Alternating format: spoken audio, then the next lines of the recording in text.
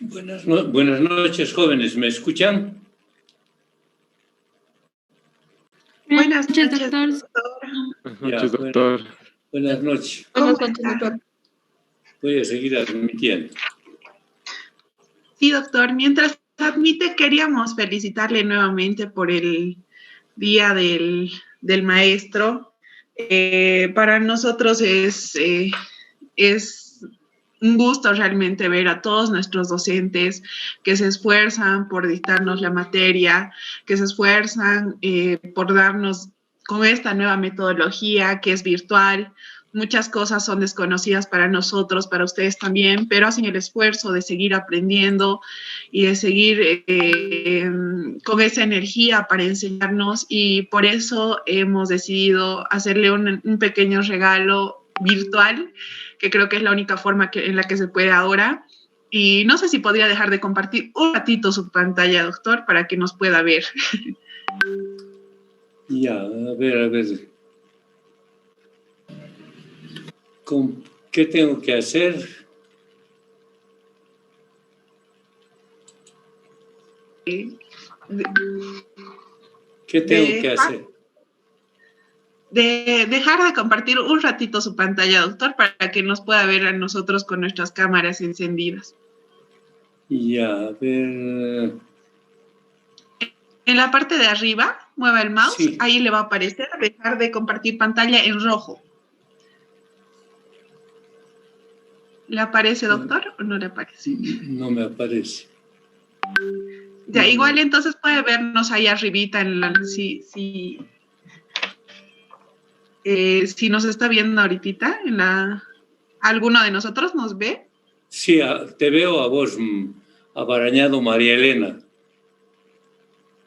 Los que puedan activar y lo puedan notar, doctor, hicimos una... Ya, sí, ahora sí. Sí, ahora sí.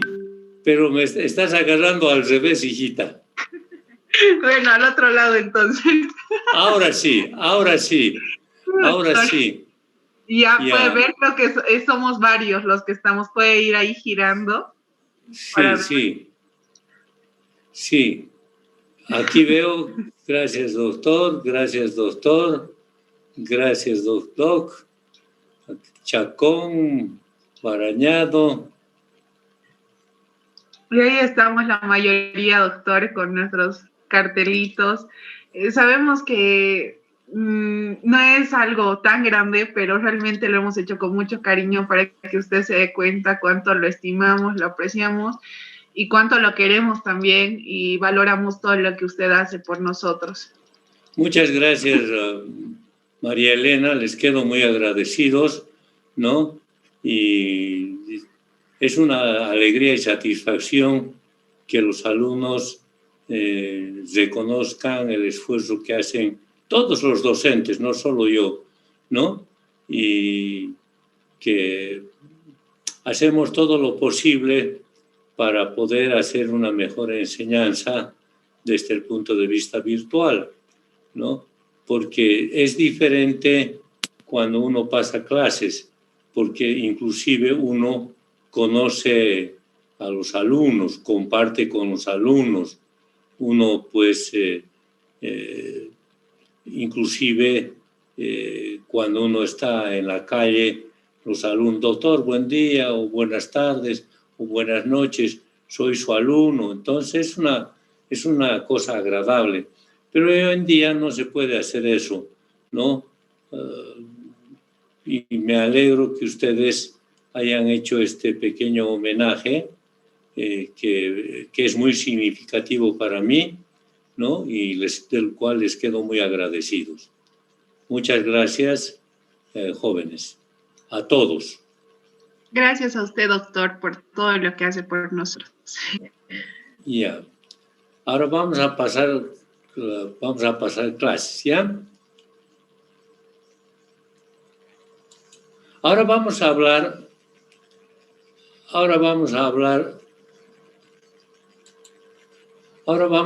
de columna dorsal. A ver, si ustedes se fijan, aquí, por ejemplo, esto ¿Qué, qué tipo de radiografías se sacan a nivel de la columna dorsal? Ya les he dicho, toda la columna vertebral es AP, ¿no? La región cervical, las regiones oblicuas en la columna dorsal. ¿Por qué no se puede? Porque hay mucha superposición de imágenes. Por lo tanto, se puede sacar una radiografía anteroposterior o lateral derecha o lateral izquierda. Ahora, ¿qué elementos se visualizan en una radiografía de columna dorsal? Generalmente el cuerpo vertebral es rectangular en visión frontal, algo aplanado en su plataforma craneal y paralelos y en la cara anterior, para que me entiendan mejor, porque le estoy confundiendo, creo. En la cara anterior es cóncavo, ¿no? Y en la cara inferior es ligeramente convexo, ¿no? Ahora, lógicamente, ¿qué se visualiza en una radiografía? Esto es el pedículo derecho, este es el pedículo izquierdo, ¿no? Luego se visualiza que los pedículos en la región dorsal son elípticos, ¿no? O reniformes. Tienen esa forma, pueden ser elípticos o reniformes. Ahora, los arcos posteriores, ¿qué se destacan en los arcos posteriores? Las apófisis articulares. Aquí está la apófisis articular derecha, aquí está la apófisis articular izquierda, ¿no? Sobre todo las superiores. Las inferiores no se visualizan, ¿no? ¿Por qué no se visualizan? Porque se confunden con las láminas, ¿no? Los bordes laterales sobresalen. ¿Qué sobresalen en los bordes laterales? La apófisis transversa derecha, la apófisis transversa izquierda. Estos esquemas son bien comprensibles porque además, porque si yo les muestro aquí no vamos a ver nada. En cambio, aquí sí se puede visualizar, ¿no? ¿Cómo son las apófisis transversas? Las apófisis transversas son horizontales, ¿no? Ahora las apófisis espinosa, que es esta, ¿no? Fíjense aquí, la apófisis espinosa tiene una inclinación hacia atrás y hacia abajo, no se olviden, tiene una inclinación hacia atrás y hacia abajo, ¿no? Ahora, ¿qué más se ve en una proyección frontal o en una proyección anteroposterior? Las articulaciones costovertebrales y las articulaciones costotransversas. Esta es una articulación costovertebral y aquí está la otra, la costotransversa. Ahora, ¿qué se visualiza en una proyección lateral? En una proyección o de perfil, como quieran, los cuerpos vertebrales son cuadrangulares. Esta es la cara anterior, esta es la cara posterior, esta es la cara superior y esta es la cara inferior, ¿no? Entonces, son cuadrangulares. Ahora, lógicamente, la cara ventral, o sea, la cara anterior, si ustedes aquí en este esquema, fíjense, es ligeramente cóncava. Son ligeramente cóncavas, ¿no? Son ligeramente cóncavas y su altura disminuye en 1 milímetro en relación a la cara posterior, ¿no? Disminuye. Ahora, estos son los espacios intervertebrales o espacios discales, ¿no? Ahora, si ustedes se fijan, fíjense, aquí van a ver mejor. Fíjense esta imagen. Esta imagen, los autores han comparado a una cachimba o una cachimba o a un ojo de cerradura, ¿no? Algunos le llaman cazoleta de una pipa, ¿no? Ahora, ¿cómo está formado esto? Esto sería el tubo de aspiración. El espacio intervertebral es el tubo de aspiración. Luego, la pared anterior estaría formada por la cara posterior del cuerpo vertebral. La cara anterior estaría formada por la cara posterior del cuerpo vertebral. Lo de arriba, fíjense, está formado por el borde inferior del pedículo.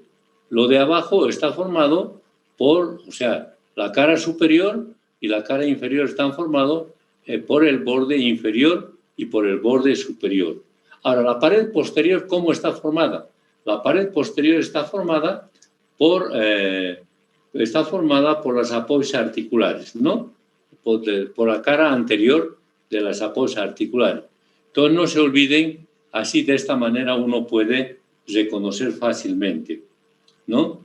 Ahora, fíjense cómo la apoya espinosa se superpone como las tejas de un tejado, ¿no? Se superponen como las tejas de un tejado, ¿no? Y con una inclinación hacia abajo.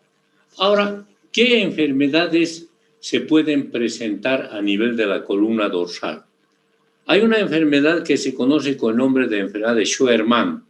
Generalmente es más frecuente a los 15 años en las niñas, ¿no? Se presenta con dolor de espalda, ¿no? ¿Cuál es el signo radiológico? Se presentan los nódulos de Small, ¿no? O sea, la enfermedad de Scheuermann es una enfermedad que se presenta en las niñas a la edad de 15 años. Ahora, otra enfermedad que se presenta es la enfermedad de Becherev que hemos hablado, que se presenta a lo largo de toda la columna vertebral. Luego, la enfermedad más frecuente es la enfermedad de la tuberculosis o espondilitis tuberculosa, tuberculosa, ¿no? Que destruye el cuerpo vertebral, ¿no? El cuerpo vertebral. Estas son las enfermedades que se presentan a nivel. Inclusive, no sé si tengo por aquí.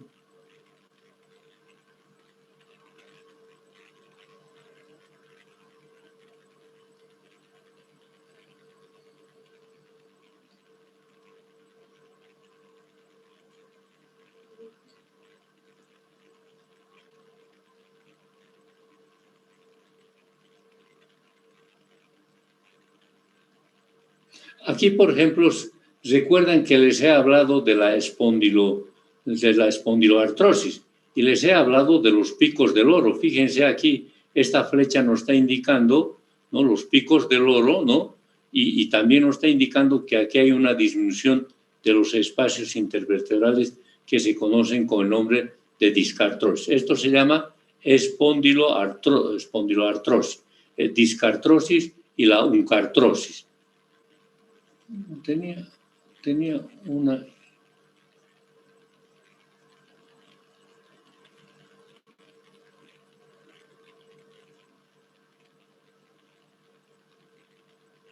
¿Dónde está? Tenía una imagen. Aquí está. Fíjense, si ustedes se fijan, este es un músculo, ¿no es cierto? Estos músculos normalmente no se visualizan, ¿no? Pero cuando hay un absceso, por una tuberculosis, este es un signo que nos indica que aquí hay algún proceso que está ensanchando este músculo. Y como se trata de la columna vertebral o de la columna dorsal, entonces es más fácil pensar que se trate de un proceso, de un absceso por un proceso a nivel de los cuerpos vertebrales, ¿no? Entonces, es importante saber reconocer esto. Estos son los músculos paravertebrales, no se olviden. Estos son los músculos paravertebrales, ¿no?, que producen un ensanchamiento cuando hay un absceso a nivel de los cuerpos vertebrales, ¿no? Aquí, por ejemplo, fíjense, esta es la enfermedad de Becherev. Hay una calcificación de los ligamentos intervertebrales, ¿no? Fíjense cómo hay esta imagen radioopaca nos está mostrando que hay una enfermedad que se llama la enfermedad de Becherev o es la enfermedad anquilopoyética de Becherev, ¿no? Ahora, voy a volver al principio.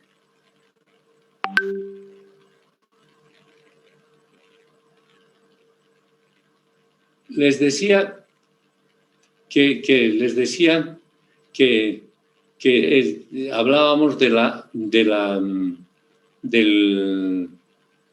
la columna dorsal, ¿no es cierto? Y hablábamos del cuerpo vertebral, que visto lateralmente es cuadrangular, la cara anterior es cóncava, ¿no? Cóncava, y tiene una diferencia de 1 milímetro en relación a la posterior.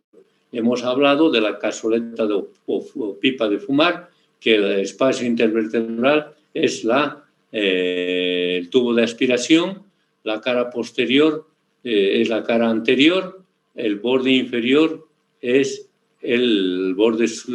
la parte superior y el borde inferior o el borde superior, y la parte posterior está formada por los apoyos articulares superiores, que son estos, ¿no?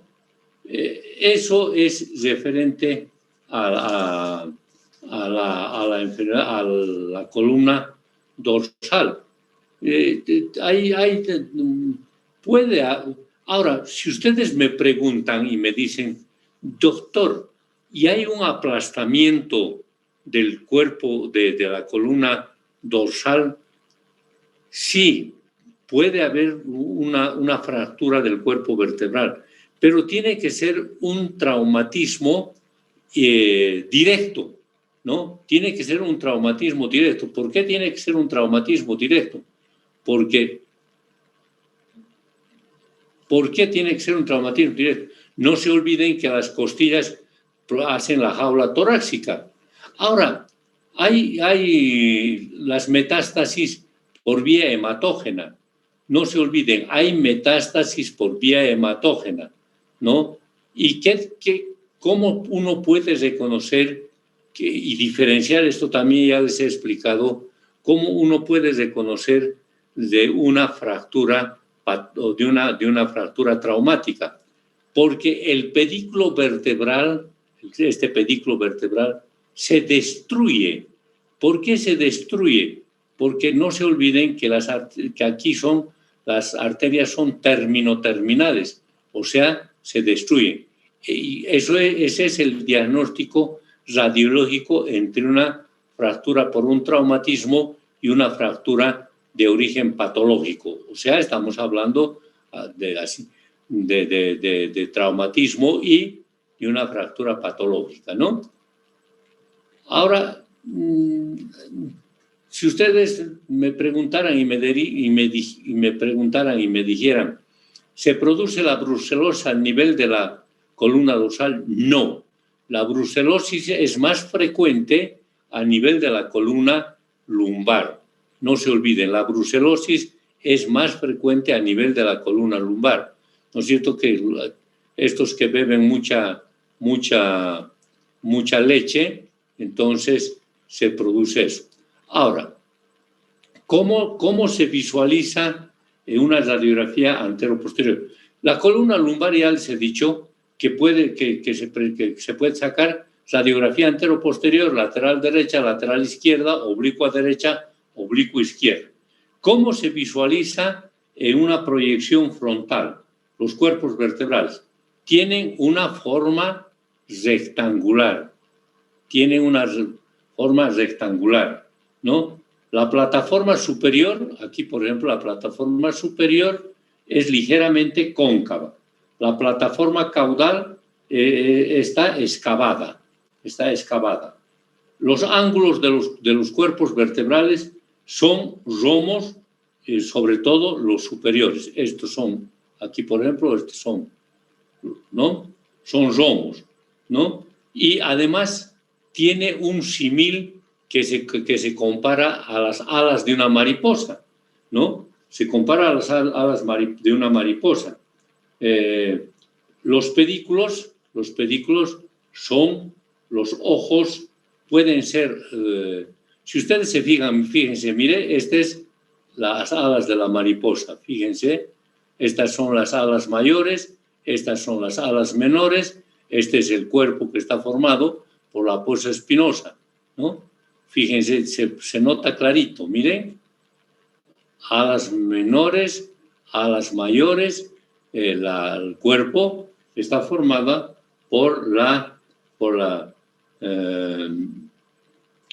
no se forma, tiene la forma de una lágrima colgante, ¿no es cierto? Las aposas articulares figuran las alas de la mariposa, en incidencia. Bueno, entonces no se olviden que tiene la forma de una mariposa, ¿no es cierto? Ahora, los pedículos vertebrales, ¿cómo son? Los pedículos vertebrales pueden ser anulares, ovales o piriformes. Pueden ser las aposas transversas. Las aposas transversas son horizontales, ¿no? Y se basan ampliamente el contorno del cuerpo vertebral, ¿no? En la línea media se encuentra la aposa espinosa que tiene la forma de una lágrima colgante. Las aposas articulares que se ven, las superiores, ¿no? Y que forman la figura. Ahora, lógicamente, si ustedes se fijan, cómo muchas veces yo les digo a los alumnos, contame los cuerpos vertebrales, ¿no? Siempre generalmente cuentan de abajo hacia arriba. No, lo que hay que hacer es buscar la articulación de la costilla con el cuerpo vertebral. Entonces, ese es de 12. Entonces, yo contaría 1, 2, 3, 4, ¿no? 4.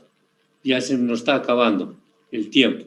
Entonces, no se olviden, para reconocer y no contar de arriba hacia abajo, de abajo hacia arriba, hay que buscar la última vértebra dorsal, ¿no? Hay que buscar la última vértebra dorsal, ¿no? Ahora, vista en incidencia lateral, igual, aquí la cara anterior, en el otro tenía 1 milímetro, aquí la diferencia es de 2 milímetros, ¿no?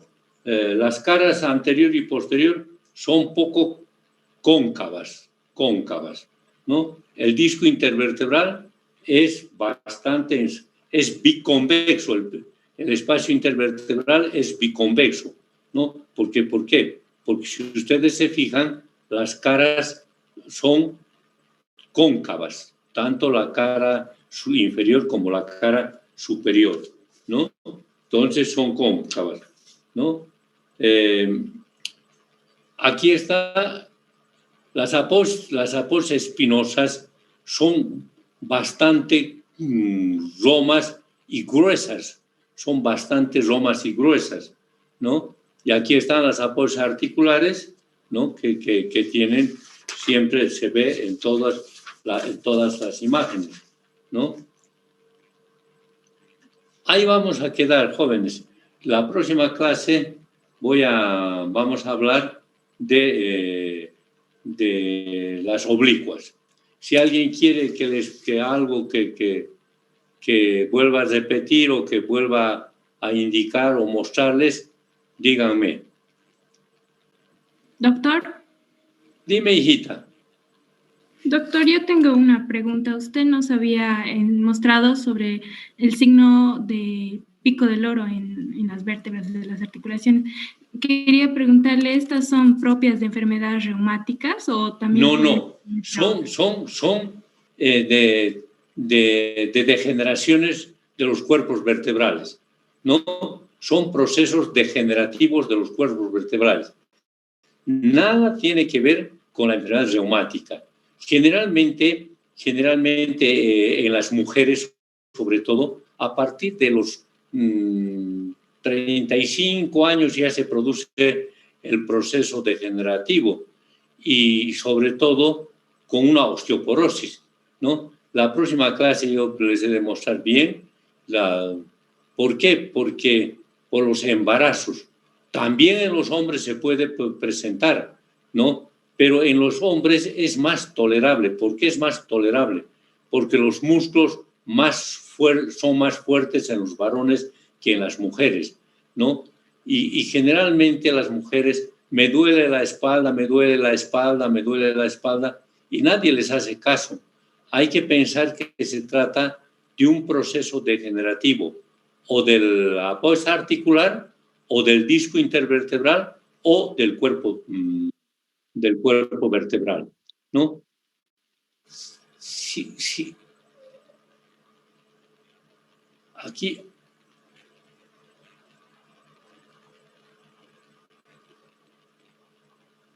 Aquí está, miren.